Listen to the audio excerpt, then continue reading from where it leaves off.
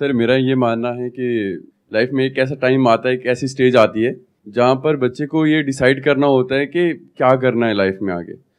तो वहाँ पे सर मैंने देखा भी है, थोड़ा एक्सपीरियंस भी है ये इस चीज़ का कि सर बहुत सारे माँ बाप के जो पेरेंट्स के साथ जो इमोशंस हैं वो जुड़ जाते हैं उस चीज़ के साथ। तो मेरा ये मानना है कि सर वहाँ पे थोड़ी सी फ्रीडम होनी चाहिए, बच्चे के लिए होनी चाहिए कि आप क्या करना चाहते हो, ये ज़्यादा इंपॉर्टेंट है सर। देखो, एक चीज तो यहाँ पे बिल्कुल क्लियर है कि ऐसे कुछ पेरेंट्स होते हैं जो अपने ड्रीम्स को अपने बच्चों के ऊपर थोपते हैं, मतलब कि वो बच्चे नहीं करना चाहते हैं लेकिन जबरदस्ती उनसे करवाते हैं। जी सर। ये तो गलत है ही, इसमें तो कोई डिबेट वाली बात ही नहीं है, ये तो कोई भी इंसान बोल देगा कि हाँ ये तो गलत है। बट इसका एक दूसरा एक्सट्रीम भी है जो आजकल बहुत ज्यादा हो रहा है, इनफैक्ट इससे ज्यादा हो रहा है, कि वो पेरेंट्स जो थोड़ा सा वेल ऑफ है, यानी जिनके पास में ठीक ठाक पैसा है, वो क्या बोलते हैं अपने बच्चों को, तुम्हारा जो मन है वो करो। क्या ये ठीक है पेरेंटिंग? मैं दोबारा से एक क्वेश्चन पूछता हूं, अगर कोई बच्चा आकर के अपने पेरेंट्स को ये बोल रहा है कि मेरा ये करने का मन है, मैं ये करना चाहता हूं और मुझे ये करना है, मेरा ये सपना है, तो क्या पेरेंट्स को उसको सपोर्ट करना चाहिए या उसको क्रिटिसाइज करना चाहिए या उसको रोकना चाहिए? क्या करना चाहिए पेरेंट्स को? कितने कहते हैं सपोर्ट करना चाहिए? अगर सपोर्ट नहीं करते हैं तो वो गलत पेरेंटिंग है। That's how we are thinking, right? Sir actually मेरे पॉइंट ऑफ व्यू से, सर अदर का तो पता नहीं सर, मेरे पॉइंट व्यू के सर पेरेंट्स को एक बार बाई चिल्ड्रेन को अपॉर्चुनिटी देना चाहिए कि है ना, मतलब आपको जो भी ड्रीम है, आपका जो भी स्ट्रीम है, आप एक बार उसमें मतलब अपने फोकस करो, आगे हम हैं आपको सपोर्ट करने के लिए, ताकि बच्चे आगे चल के ये नहीं बोले कि है ना मेरा ये ड्रीम था, आपने मेरे को सपोर्ट नहीं किया। हाँ, आगे पेरेंट्स पे ब्लेम नहीं आए सर। जो आप कह रहे हैं वो ही 99% लोगों की थिंकिंग है आज की डेट में। वो लोग जो पढ़े लिखे हैं या फिर एक वेल ऑफ फैमिली बैकग्राउंड से हैं, सब ऐसा ही सोचते हैं जैसा आप सोच रहे हैं, और इसको सही मानते हैं। मैं इसी को क्वेश्चन करने वाला हूं आज कि क्या ये सही है या गलत है? क्या ये सही पेरेंटिंग है, गलत है? आप कह रहे हैं सही है, यस सर। मैं कह रहा हूं गलत है। अब देखते हैं कि मेरा क्या टेक है, ठीक है? धीरे धीरे हमारा ये थॉट प्रोसेस बनता चला जा रहा है कि बच्चे जो भी करना चाहें उनको करने देना चाहिए, हमें उनको सपोर्ट करना चाहिए, क्योंकि मूवीज में भी हम ऐसे ही देखते हैं कि जो पेरेंट्स रोकते हैं अपने बच्चों को वो करने से जो वो करना चाहते हैं वो विलेन है, और जो उनको सपोर्ट करते हैं वो अच्छे पेरेंट्स हैं। तो अच्छे बुरे की डेफिनेशन बहुत ही क्लियरली हम सबके माइंड में प्लांट कर दी गई है। अब मैं आपको एक रियल लाइफ एग्जांपल देता हूं। आज से करीबन 7 साल पहले की बात है, मैं अपने एक फ्रेंड के घर गया था। उनकी जो डॉटर है, she was I think around 20 years old at that time. तो वैसे ही डिस्कशन हुआ कि भाई आगे क्या कर रहे हो, क्या सोच रहे हो एंड ऑल दैट स्टफ। तो उसने बोला कि मैं यूपीएससी की तैयारी करने के बारे में सोच रही हूं। तो मैंने कहा बहुत अच्छी बात है, उसके पीछे रीजन क्या है, क्यों करना चाहते हो? तो उसने कहा ये दुनिया की सबसे टफ एग्जामिनेशन है, मैं इसलिए इसको क्रैक करना चाहती हूं। तो फिर मैंने उससे काउंटर क्वेश्चन पूछा, अगर क्रैक नहीं होता है तो क्या होगा? तो उसका रिएक्शन ये था कि ऐसा हो ही नहीं सकता।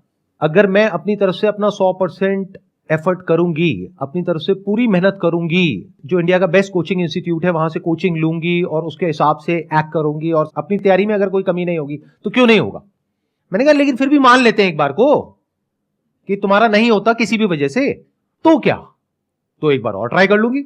मैंने कहा फिर भी नहीं होता तो तीसरा अटेम्प्ट, चौथा अटेम्प्ट, लेकिन मैं करके रहूंगी। तो उधर से उसके फादर ने मुझे रोक दिया, कहते यार बस अब और मत बोलो, डिमोटिवेट मत करो बच्ची को, उसका मन है ना, करने दो ना, क्या हो गया, कोचिंग में 20-30 लाख रुपए लग जाएंगे, अरे कोई बात नहीं, भगवान का दिया बहुत है हमारे पास में, कोई फर्क नहीं पड़ता, करने दो। कल को ये बच्ची ये ना बोल दे आगे जाकर के कि मैं कुछ करना चाहती थी और मेरे पेरेंट्स ने मुझे करने नहीं दिया। मैंने कहा कि मेरे को जहां तक ये सिचुएशन समझ आई है, मेरे हिसाब से इसको नहीं करना चाहिए, बाकी आप लोगों की मर्जी है। तो उन्होंने ध्यान नहीं दिया, क्योंकि पेरेंट्स को कोई फर्क पड़ नहीं रहा था, जिसको हम अच्छी पेरेंटिंग समझते हैं। क्या होता है ना, आज की डेट में जो पेरेंट्स हैं वो सब बहुत बिजी हैं अपनी अपनी लाइफ में। वो कैसे कॉम्पेंसेट करते हैं अपने टाइम को पैसे से, कि बच्चे को टाइम तो दे नहीं सकते हैं, तो पैसा दे देते हैं, खिलौने दिला देते हैं, जो वो कहते हैं वो सारी ख्वाहिशें पूरी कर देते हैं। इससे क्या हुआ, हम अच्छे पेरेंट्स बन गए। ऐसा हो रहा है, नहीं हो रहा है? सोसाइटी में ऑब्जर्व कर पा रहे हो आप अपने आसपास में? ये एक बहुत तेजी से चीजें चेंज हो रही हैं। मतलब हो क्या रहा है, पेरेंट्स सपोर्ट के नाम पर इन्वॉल्व ही नहीं हो रहे हैं बच्चों की डिसीजन मेकिंग प्रोसेस में। उनकी क्रिटिकल थिंकिंग को डेवलप नहीं किया जा रहा है। अगर उन बच्चों को कोई और आकर के क्वेश्चन करता है तो उसको रोक दिया जाता है। मैं उधर उससे क्वेश्चन कर रहा था और मुझे रोक दिया गया, ये छोड़ो ना यार, तुम ज्यादा मत बोलो, अब वो जो कर रही है उसको करने दो। मैं कहा ठीक है, that's okay, that's your call. आज सिचुएशन ये है कि उस लड़की ने 6 अटेम्प्ट्स दे दिए हैं, वो डिप्रेशन में है, उसकी दवाइयां चल रही है, वो ज्यादातर अपने कमरे में ही रहती है, बाहर नहीं निकलती है, किसी से बात नहीं करती है, और गलती से किसी के मुंह से यूपीएससी वर्ड निकल जाता है तो उसको गुस्सा आ जाता है और वो खुद को ब्लेम कर रही है अपने इस फेलियर के लिए। उसके पेरेंट्स को क्या नुकसान हुआ? पैसे का, 20-30 लाख रुपए का, जो उनको फर्क नहीं पड़ता है क्योंकि बहुत पैसा है उनके पास में। तो क्या ये सही पेरेंटिंग है? इज इट राइट पेरेंटिंग जैसा हम समझते हैं?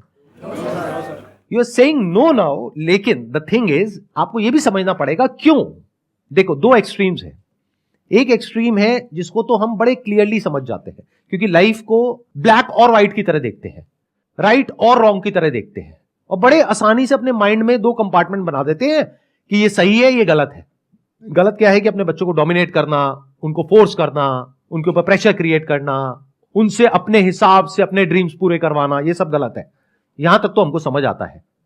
तो हमने क्या सोचा, इसका ऑपोजिट सही होगा, जबकि एक्सट्रीम में आप कुछ भी करोगे वो गलत है। जैसे फॉर एग्जाम्पल कि आपने कहीं पे पढ़ लिया कि पानी कम पीना गलत होता है, तो इसका मतलब क्या निकाला हमने? पानी बहुत पीना चाहिए। तो क्या ये सही है?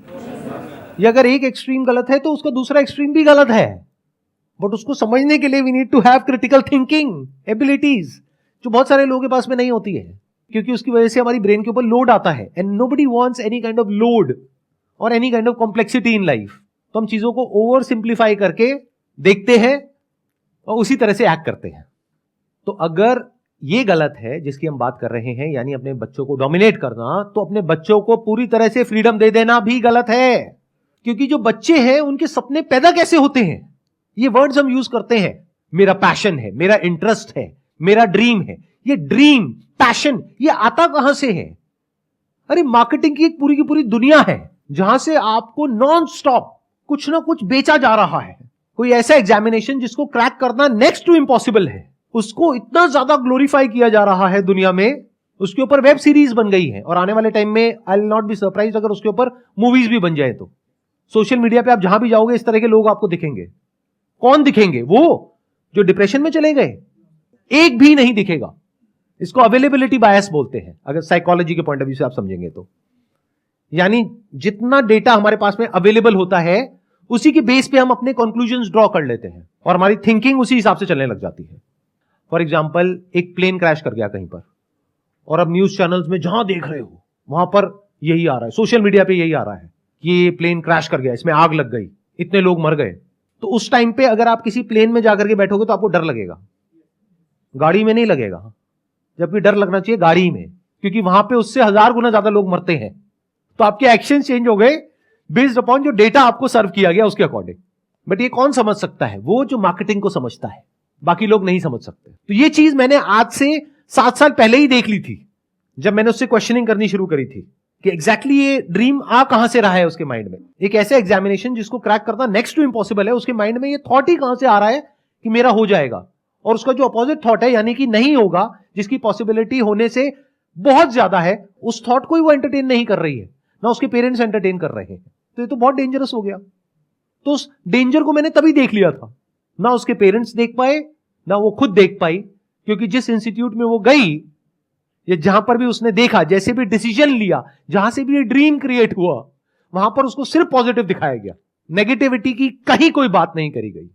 मुझे एक भी यूट्यूब चैनल ऐसा दिखा दो जो इसके बारे में बात कर रहा हो कि इसकी वजह से क्या नेगेटिव इफेक्ट्स आ रहे हैं सोसाइटी पर, यानी जो यूपीएससी की कोचिंग इंडस्ट्री है उसकी वजह से क्या नेगेटिव इफेक्ट्स आ रहे हैं हमारी सोसाइटी पर। बट जहां पर इन लोगों को एक हाई पेडेस्टल पे बिठाया जा रहा है, इस तरीके से प्रेजेंट किया जा रहा है कि किसी भी बच्चे में ये ड्रीम क्रिएट हो जाएगा कि मेरे को यूपीएससी क्रैक करना है।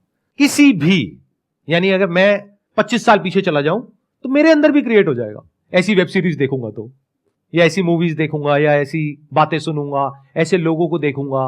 किसको अच्छा नहीं लगता है जो आउटकम है वहां से जो मिलता है? आई एम नॉट श्योर आप लोग समझ पा रहे हो या नहीं समझ पा रहे हो मैं क्या बोल रहा हूं। ये बड़ा अलग है उससे जैसा कि हम सोचते हैं या हम देखते हैं। तो अब सवाल उठता है कि अगर मैं कह रहा हूं ये गलत स्टाइल ऑफ पेरेंटिंग है तो सही क्या है? या फिर अगर मैं अपने फ्रेंड की जगह होता तो मैं क्या करता? मैं अपनी बेटी से लड़ता नहीं, ना उसको रोकता, उससे क्वेश्चंस पूछता और ऐसे लोगों से उसको मिलवाता जो कि उसको सोचने पर मजबूर करे कि तुम जो कर रहे हो वो क्या कर रहे हो, और इसकी एक दूसरी साइड को भी देखने के लिए उसको फोर्स किया जाता, जिसको नेगेटिविटी नहीं कहते हैं, जिसको डिमोटिवेशन नहीं कहते, जिसको रियलिटी कहते हैं, इसको रियलिटी चेक कहते हैं। तो मैं क्या करता, कुछ भी करके रियलिटी चेक करवा देता, फिर जो मर्जी करो। यानी मान लो कि लाखों लोग एक पर्टिकुलर जगह से छलांग लगा रहे हैं नीचे समुद्र में, उसमें से कुछ लोग जो बच करके साइड तक आ रहे हैं उनको हीरो बनाया जा रहा है, बाकी के जो डूब गए मर गए उनका कोई अता पता ही नहीं है। तो मैं क्या करता, किसी भी तरीके से नीचे जाता समुद्र की गहराइयों में और फिर उसको दिखाता, देखो कितनी लाशें पड़ी हैं यहां पर, बाहर जो 10 लोग दिख रहे हैं सिर्फ वो नहीं है, इन लाखों कंकालों को भी देखो। अब बोलो अगर करना है तो करो। If you are okay with this also, because you could be next here, and if you are okay with that then do it, कोई दिक्कत नहीं है। मैं स्ट्रांगली आप लोगों को रिकमेंड करूंगा कि अपने करियर को चूज करने से पहले साइकोलॉजी के बारे में थोड़ा सा पढ़ो। अगर ज्यादा नहीं पढ़ सकते हो, एटलीस्ट ह्यूमन बायसेस के बारे में पढ़ लो। इन बायसेस को मार्केटिंग एक्सपर्ट समझते हैं और उसको एक्सप्लॉइट करते हैं लोगों को बेवकूफ बनाने के लिए। मतलब इन बायसेस को पढ़ने के दो तरीके हो सकते हैं। एक है आप पढ़ो और समझो कि 99.99% लोग कहां फंसने वाले हैं, और इन बायसेस को यूज करो, किसी को भी फंसा दोगे आप। दूसरा तरीका हो सकता है इन बायसेस को पढ़ने का कि आप इसको पढ़ो और पढ़ करके समझो और इस चीज को ऑब्जर्व करो कि दुनिया में लोग कैसे इन टैक्टिक्स को यूज कर रहे हैं आपको फंसाने के लिए। किस तरह से फैक्ट्स को छुपाया जाता है, किस तरह से चीजों को इंटरपोलेट किया जाता है, मतलब जो चीज होती छोटी सी उसको बहुत बढ़ा चढ़ा करके दिखाया जाता है। किस तरह से कहानी क्रिएट होती है, एक नैरेटिव क्रिएट होता है आप लोगों के माइंड में, और वो इमोशंस कैसे ट्रिगर करते हैं आपकी ब्रेन को, जिसकी वजह से एक रेपिटेटिव पैटर्न बनता है और फिर आप उसमें जाकर के फंस जाते हो। अगर मेरी बात को एक बार को आपको रूल्ड आउट भी करना है, कर दो। मुझे पता है जब भी वीडियो अपलोड होगी तो बहुत सारे लोग कहेंगे नहीं नहीं सर क्या बोल रहे हो, हम तो आए थे आपकी वीडियो देखने के लिए कि भाई मोटिवेट हो जाएंगे यहां से यूपीएससी को क्रैक करने के लिए, ये क्या बातें कर रहे हो सर। मैं क्या कह रहा हूं, मेरी बातों को छोड़ दो। अरे भाई एक बार पढ़ लो ना साइकोलॉजी में कि कितने तरह के बायसेस होते हैं, और देखो जो मैं कह रहा हूं वो सच है झूठ है, अपने आप वेरीफाई करो मेरे कहने से क्या होता है। देखो जो पूरी की पूरी कोचिंग इंडस्ट्री है वो कैसे उन सारे बायसेस को यूज कर रही है आपको कंट्रोल करने के लिए। तो अगर मैं कह रहा हूं कि ये पेरेंटिंग करने का जो स्टाइल है वो गलत है, तो सही क्या है? सही ये है कि अपने बच्चों को हमेशा क्वेश्चंस पूछने के लिए एंटरटेन किया जाए बचपन से ही। यानी बच्चा ऐसा होना चाहिए जिसमें दम हो किसी भी थॉट प्रोसेस को क्वेश्चन करने का, चाहे वो कितनी भी पुरानी क्यों ना हो, कितनी भी स्ट्रांग क्यों ना हो। मतलब कि वो जो बच्चा है अगर वो क्रिटिकली सोच पा रहा है, हर एक सिचुएशन की हर एक साइड को देख पा रहा है और एक वेल इन्फॉर्म्ड डिसीजन ले पा रहा है रियलिटी के बेस पे, यानी अगर वो रियलिटी तक पहुंच पा रहा है फिर डिसीजन ले रहा है, दैट इज गुड पेरेंटिंग।